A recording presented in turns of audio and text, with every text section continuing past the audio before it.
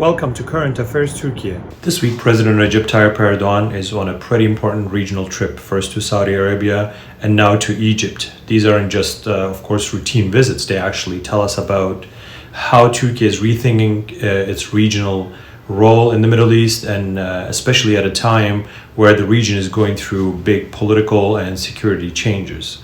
Let's start with Saudi Arabia. President Erdoğan was welcomed by Mohammed bin Salman, the Crown Prince, in Riyadh with an official ceremony. And this shows how much actually the relations between Turkey and Saudi Arabia have changed. Not long ago, of course, we know that these two countries were often on opposite sides over major regional issues, from Arab uprisings to different wars in the region. Now, instead of that rivalry, we are seeing something closer to cooperation, and that day by day, this cooperation is also deepening and strengthening. A big part of this is, of course, economics.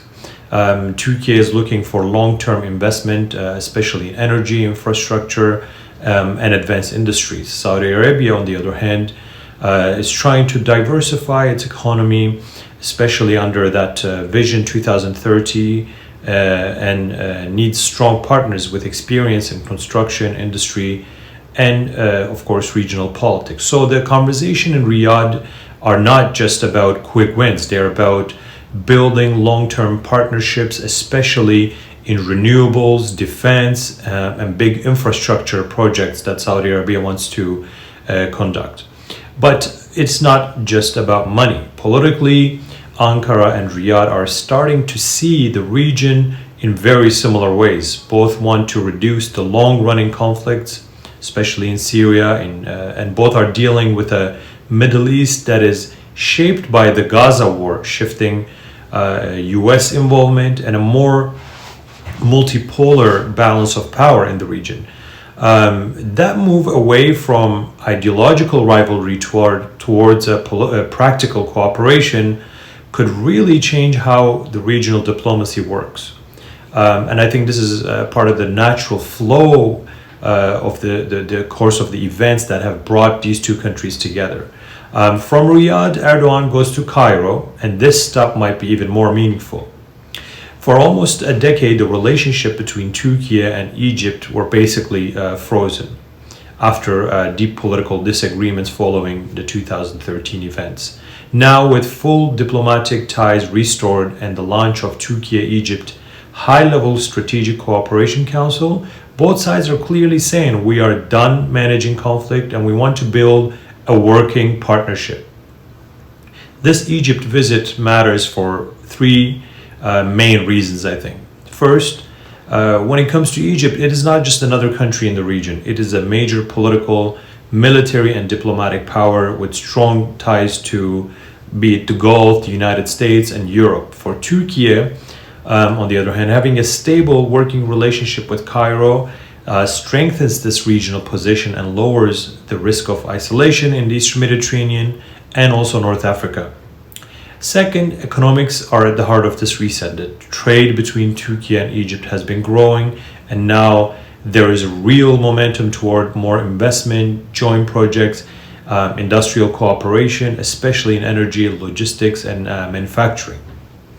This, of course, fits into Turkey's broader approach, using economic ties as the foundation of diplomacy, or vice versa, using diplomacy to create new markets for Turkish products. Third, and maybe most importantly, is both Ankara and Cairo want to play bigger roles in the Palestinian issue and the regional security more broadly, especially with the events that are going on around Gaza. So after the Gaza war, it's clear that all diplomatic frameworks aren't working as well as they used to. So Turkey and Egypt both want to shape the outcomes, not just respond to the events, but they want to be more proactive.